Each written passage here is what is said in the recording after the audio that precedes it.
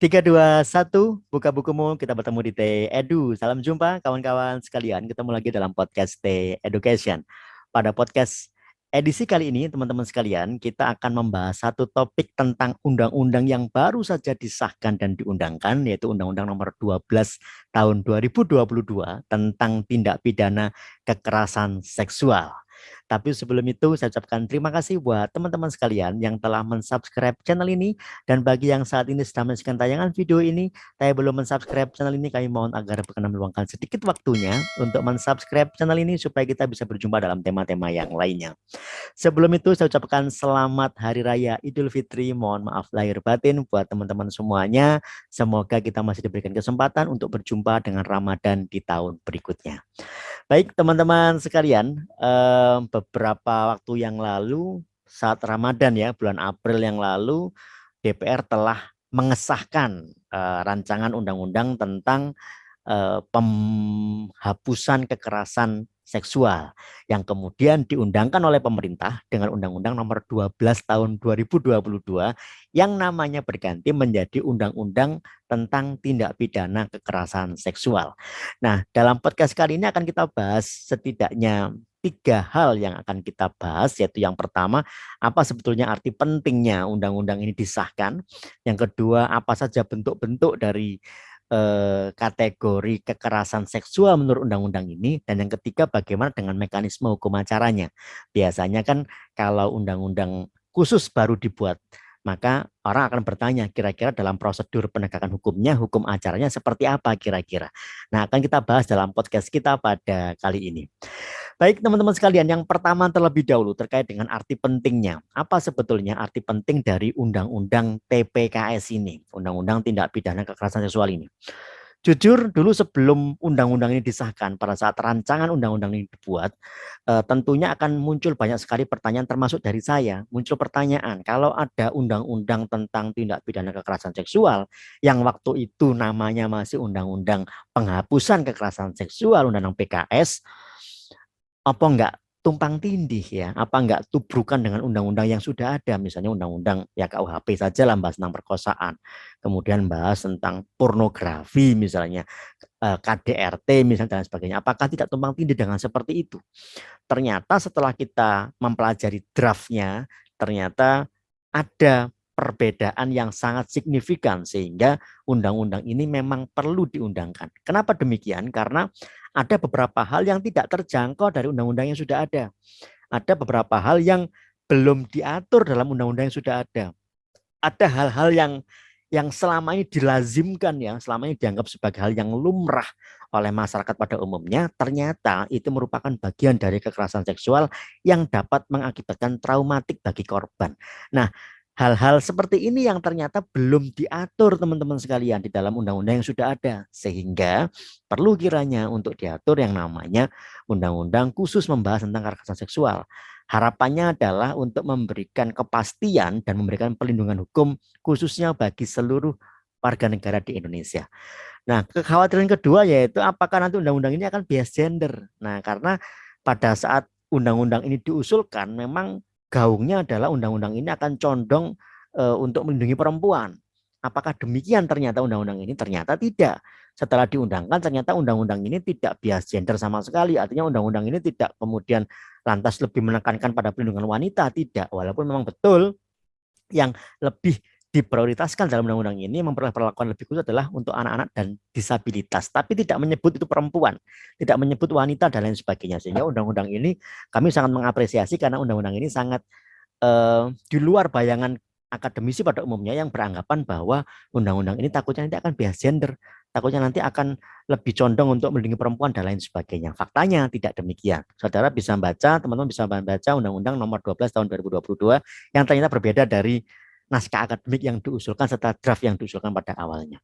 Nah, dengan dua alasan ini saja sebetulnya undang-undang ini memang memiliki posisi tawar yang sangat tepat ketika diundangkan. Apalagi menurut data dari ICW kita tahu bahwa kekerasan seksual, kekerasan dalam lingkup rumah tangga, kemudian kekerasan seksual dalam relasi personal seperti dalam pacaran itu memang masih tinggi angkanya di beberapa tahun terakhir. Ya, sehingga apalagi kekerasan yang kemarin baru muncul ya, baru ramai kemarin ada kekerasan seksual di lingkungan pendidikan, sehingga muncul Permendikbud 30 yang pernah saya bahas dalam podcast, 2 kali podcast di podcast sebelumnya. Kemudian kekerasan seksual di lingkungan pekerjaan. Nah, apakah Undang-Undang Nomor 12 Tahun 2022 ini mengcover kekerasan seksual yang terjadi di lingkungan publik maupun lingkungan pekerjaan dan lain sebagainya.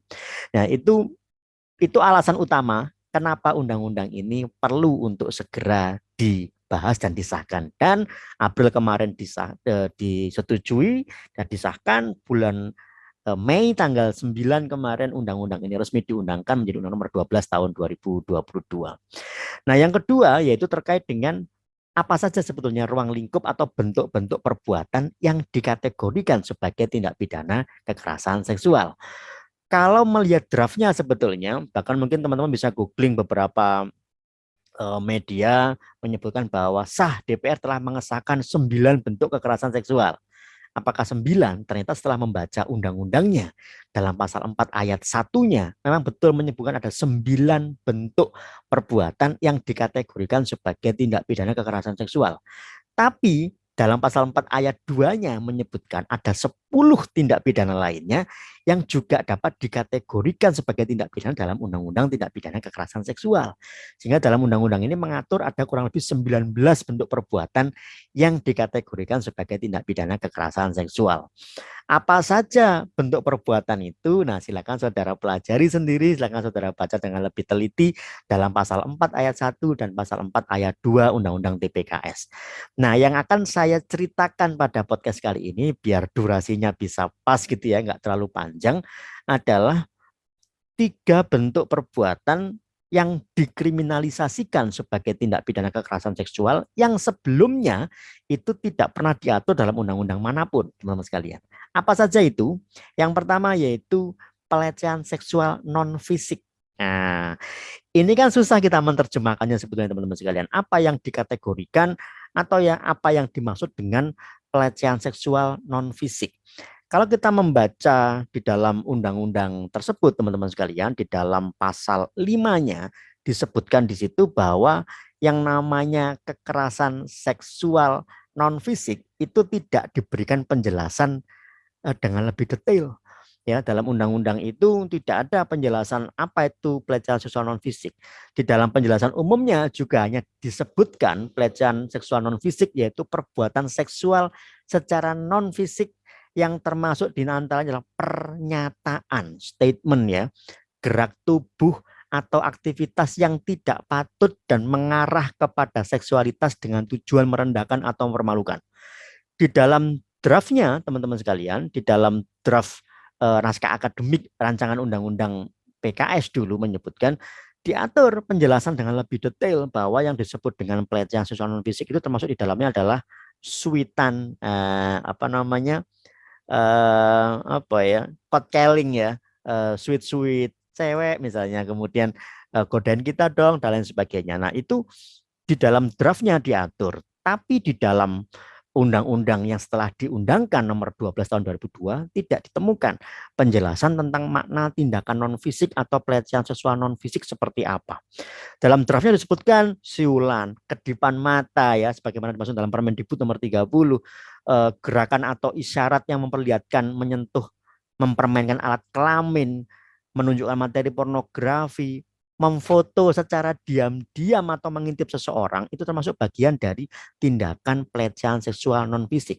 Tapi ini menurut draftnya, kalau menurut undang-undangnya tidak diberikan penjelasan lebih detail sehingga dimungkinkan untuk pasal 5 ini akan ditafsirkan secara lebih luas nantinya dalam praktek penerapan pasalnya. Itu yang pertama, pelecehan seksual non fisik. Yang kedua, pelecehan seksual fisik. Nah, kalau pelecehan seksual fisik ini tentunya orang akan mempertanyakan bedanya apa antara pelecehan seksual dengan perbuatan cabul kalau seperti itu. Ya, kalau dilihat dari penjelasan umumnya, ya perbuatan pelecehan seksual fisik ya ada aktivitas fisik yang itu menunjuk atau merujuk pada kondisi seksualitas. Misalnya di dalam undang-undang tersebut disebutkan di dalam pasal 6 disebutkan bahwa setiap orang yang melakukan perbuatan seksual secara fisik yang ditujukan terhadap tubuh, keinginan seksual dan atau organ reproduksi dengan maksud merendahkan martabat serta harkat seseorang berdasarkan seksualitas dan atau kesusilaannya. Bagaimana menerjemahkannya ini? Eh, ada kualifikasi secara subjektif menyebutkan dengan maksud merendahkan harkat dan martabat.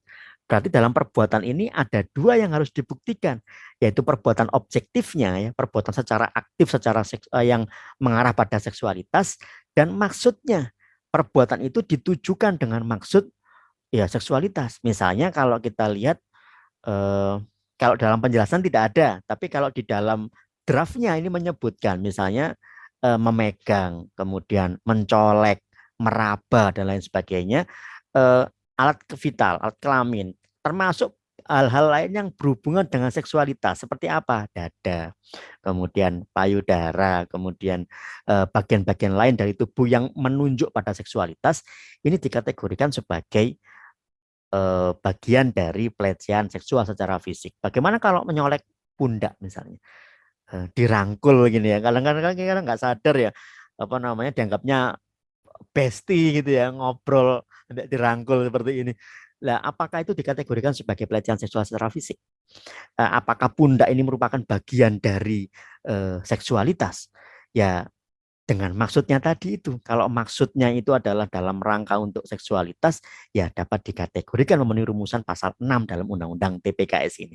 Tapi ini masih kita harus pantau lagi ya teman-teman sekalian ya. Harus kita coba perhatikan kembali rumusan pasalnya.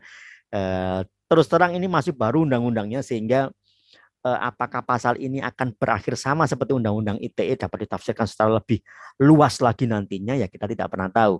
Tapi setidaknya dengan adanya dua aturan di dalam Undang-Undang TPKS ini akan lebih melindungi teman-teman sekalian, melindungi kita terhadap upaya-upaya yang dilakukan oleh orang di luaran sana yang berniatan untuk menjatuhkan martabat kita secara seksualitas gitu ya.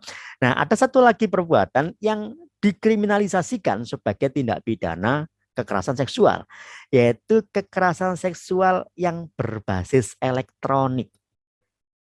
Nah, ini yang tidak muncul dalam draftnya, teman-teman sekalian. Di dalam draft Undang-Undang TPKS atau draft Undang-Undang RUU tentang penghapusan kekerasan seksual ini nggak muncul, yaitu kekerasan seksual berbasis elektronik. Bagaimana ini bentuk kekerasan seksual berbasis elektronik? Apakah ini berupa pornografi ataukah bagaimana? Di dalam pasal 14 ayat 1 memberikan batasan secara limitatif bahwa kekerasan seksual yang berbasis elektronik adalah perbuatan tanpa hak. Satu, melakukan perekaman atau mengambil gambar atau tangkapan layar ya, screen recording maupun screenshot yang bermuatan seksual di luar kehendak atau tanpa persetujuan orang yang menjadi objek perekaman atau gambar tersebut. Di media sosial teman-teman sekalian itu kadangkala kita melihat iklan gitu ya, melihat iklan yang tidak ada korelasi dengan iklannya. Mohon maaf ini ya, ada iklan tertentu yang ngiklanin apa tapi menunjukkan seksualitasnya di dalam iklan tersebut. Nah, kalau seandainya iklan itu kita simpan, kita screen recording, tentunya kan bagaimana pihak yang muncul di iklan itu, model dalam iklan tersebut, mengetahui bahwa gambar mereka akan kita screenshot atau akan kita screen recording.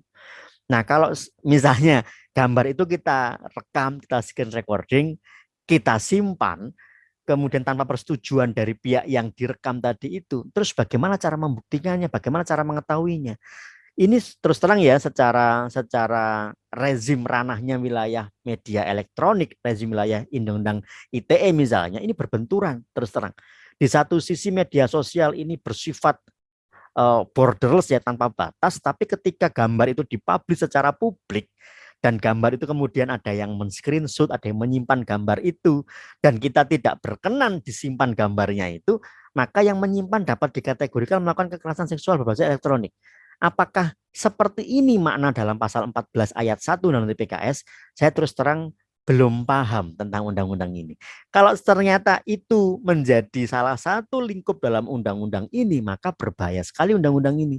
Ya, kalau handphone saya misalnya di dalamnya saya men-screenshot fotonya orang misalnya, men-screenshot atlet misalnya ya yang badannya bagus, saya screenshot menjadi bagian menjadi tersimpan dalam handphone saya, dan yang saya screenshot ini tidak menyetujui itu, maka apakah saya dikategorikan melanggar pasal 14 ayat 1 huruf A Undang-Undang TPKS? Yang bermuatan seksual ya, dia seksi misalnya, kemudian kita screenshot. Nah, ini saya terus terang belum paham tentang ruang lingkupnya. Yang kedua, mentransmisikan informasi elektronik kepada orang lain yang penerimanya tidak menyetujui keinginan seksual tersebut. Ya, ini tanpa adanya undang-undang ini sudah kena undang-undang ITE ya, ketika kita mentransmisikan sesuatu yang bermuatan pornografi atau bermuatan seksualitas dan lain sebagainya, melanggar illegal content seperti itu. Yang ketiga, ini juga saya susah menerjemahkannya, yaitu melakukan penguntitan, stalking mungkin maksudnya ya, dan atau pelacakan menggunakan sistem elektronik terhadap orang yang menjadi objek dalam informasi dokumen elektronik untuk tujuan seksual. Ini bagaimana cara saya menerjemahkannya? Terus terang saya agak susah ini. Misalnya stalking gambar ya, stalking gambar, kemudian dipakai sebagai bahan fantasi misalnya. Ya, gimana ya? Saya susah menerjemahkannya. Apakah saya melihat Instagram media sosial ya, kita tahu ya sekarang media sosial kadangkala kita mau melihat apa muncul selingan iklan berupa apa atau suggest berupa apa yang kita tidak pernah tahu apa ini dan lain sebagainya, tiba-tiba muncul di beranda kita. Nah, apakah ini saya kalau ternyata menyimpan tersebut dengan tujuan seksual, ini bagaimana maksudnya? Apakah sebagai bahan fantasi saya untuk melakukan aktivitas seksual dan lain sebagainya, ini dapat dikategorikan pelecehan seksual atau kekerasan seksual berbasis elektronik. Nah, ini tentunya salah satu pasal yang krusial dalam Undang-Undang TPKS ini yang butuh pengkajian lebih lanjut ya, karena terus terang di dalam penjelasan umumnya kita tidak tahu bagaimana bentuk penjelasannya, tidak ada, cukup jelas gitu saja. Lalu bagaimana menerjemahkannya? Sehingga disinilah ruang lingkup hukum pidana mencoba untuk menerjemahkan ya rumusan dalam pasal ini dengan menggunakan metode penafsiran hukum. Apa saja metodenya bisa kawan-kawan lihat dalam podcast yang pernah saya bahas di podcast sebelumnya. Nah, tapi setidaknya ada 19 rumusan perbuatan yang dapat dikriminalisasi sebagai tindak pidana kekerasan seksual, teman-teman sekalian. Apakah dengan kalau dalam draftnya hanya 9, ternyata dalam undang-undang setelah diundangkan muncul 19. Nah, apakah bertambahnya undang-undang ini kemudian akan menjadikan lebih bagus substansinya atau justru malah makin tumpang tindih dengan undang-undang yang lainnya? Ya, kita lihat saja setelah dalam evaluasi pelaksananya kira-kira bagaimana nanti. Apakah ada yang mengajukan gugatan judicial review ataukah bagaimana, kita akan lihat nantinya. Tapi di antara itu semua teman-teman sekalian, yang patut kita apresiasi dalam Undang-Undang TPKS ini adalah terkait dengan ruang lingkup hukum acara pidananya. Dalam proses ruang lingkup hukum acara pidananya, ada terobosan yang luar biasa sekali dilakukan dalam Undang-Undang TPKS ini. Apakah terobosan itu teman-teman sekalian? Setidaknya ada 2 terobosan yang dilakukan, yaitu yang pertama tentang sistem pelaporannya, yang kedua tentang sistem pembuktiannya. Nah, ini yang dirasa sangat luar biasa, ada terobosan di dalam Undang-Undang TPKS. Yang pertama sistem pelaporannya bagaimana?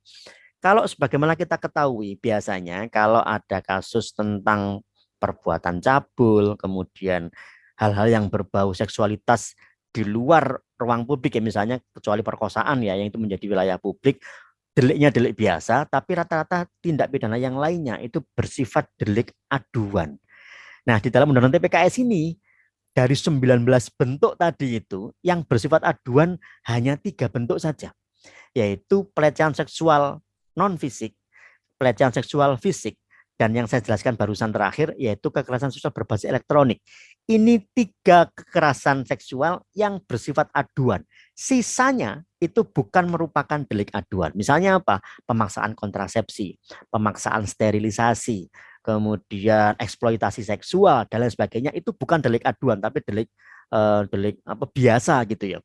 Sedangkan yang 3 item ini delik aduan. Ada pengecualiannya.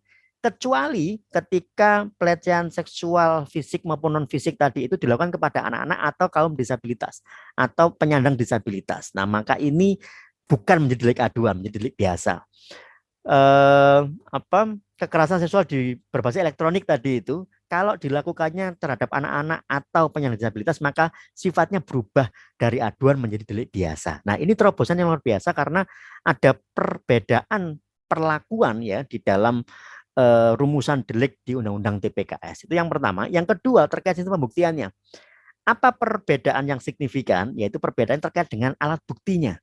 Nah, alat bukti di dalam Undang-Undang TPKS ini sangat luar biasa. Kalau pada umumnya kekuatan pembuktian di dalam KUHP itu 183 KUHP itu adalah sekurang-kurangnya 2 alat bukti, dan dari 2 alat bukti itu diperoleh keyakinan hakim bahwa pelaku terdakwa atau pelaku tindak pidana telah terbukti melakukan tindak pidana, maka disitulah terjadinya suatu tindak pidana. Itu yang pertama. Jadi kalau dalam pasal 183 KUHP disebutkan, di situ ada ketentuan yang menyebutkan bahwa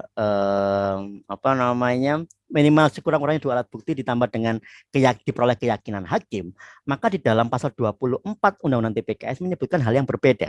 Di dalam pasal 24 Undang-Undang TPKS menyebutkan bahwa alat bukti di dalam sistem pembuktian untuk Undang-Undang perkara tindak pidana kekerasan seksual, yaitu 1 alat bukti saja, yaitu berupa keterangan saksi atau korban, itu cukup membuktikan kesalahan terdakwa apabila ditambah dengan alat bukti 1 lagi dan diperoleh keyakinan hakim. Tetap ya, kita menggunakan sistem pembuktian negatif, undang-undang secara negatif, yaitu alat buktinya diatur secara minimal ditambah dengan keyakinan hakim di situ. Tapi paling tidak ada pengurangan jumlah alat bukti. Dalam catatan akhir tahun dari Komnas Perempuan disebutkan di situ bahwa 2% perkara kekerasan seksual itu di SP3 dengan alasan tidak cukup bukti. Nah, dengan pengurangan alat bukti di dalam Undang-Undang TPKS ini diharapkan tidak ada lagi penghentian penyidikan dalam perkara kekerasan seksual dengan alasan tidak cukup bukti. Karena sudah dikurangi sedemikian rupa. Selain mengurangi dalam sistem pembuktiannya, ternyata diperluas alat buktinya di dalam dalam Undang-Undang TPKS ini, yaitu alat bukti dalam KUHP itu jelas diatur. Kemudian ada satu yang cukup luar biasa, termasuk alat bukti elektronik dan informasi elektronik menjadi alat bukti dalam Undang-Undang TPKS. Nah, di dalam Undang-Undang TPKS pasal 24 ini menyebutkan bahkan barang bukti sekalipun, barang bukti yang digunakan untuk melakukan tindak pidana atau hasil tindak pidana itu pun dapat dijadikan sebagai alat bukti. Kita tahu teman-teman sekalian bahwa di dalam hukum acara pidana kan ada perbedaan yang sangat signifikan antara barang bukti dan alat bukti. Barang bukti itu bukanlah alat bukti, tapi dihadirkan dalam persidangan, betul. Tapi dalam Undang-Undang TPKS, barang bukti dapat dijadikan sebagai alat bukti dalam persidangan. Sehingga kalau satu keterangan saksi atau korban ini dapat diminta, dapat direkam ya, dapat dimintai keterangan, maka cukup membutuhkan satu alat bukti yang lainnya. Apa buktinya itu? Bisa barang bukti dong, ya. Bisa kemudian surat yang dapat diperluas menjadi rekam medis, bisa menjadi visum et repertum dan lain sebagainya. Sehingga ini yang memperluas alat bukti, sehingga ini menjadi satu terobosan yang luar biasa untuk salah satu upaya penegakan hukum dalam tindak pidana kekerasan seksual, teman-teman sekalian. Jadi kita mengapresiasi luar biasa adanya undang-undang tindak pidana kekerasan seksual ini. Harapannya adalah dengan adanya undang-undang ini tidak hanya untuk represif ya, tapi dalam undang-undang ini sangat terintegrasi, di dalamnya juga berisi tentang aturan tentang bagaimana cara pencegahannya, bagaimana peran serta masyarakat dan lain sebagainya. Sehingga harapannya semoga dengan adanya Undang-Undang Nomor 12 Tahun 2022 ini, kekerasan seksual di Indonesia semakin berkurang, social awareness tentang kekerasan seksual juga semakin meningkat. Dengan demikian kita bisa mencegah terjadinya kekerasan seksual di lingkungan sekitar kita atau lingkungan terdekat dengan wilayah kita. Baik teman-teman sekalian, semoga podcast singkat kali ini bisa bermanfaat buat kita semuanya. Semoga tetap sehat selalu. Nanti kita ketemu di Edu. Salam sehat, saya Effendi. Sampai jumpa.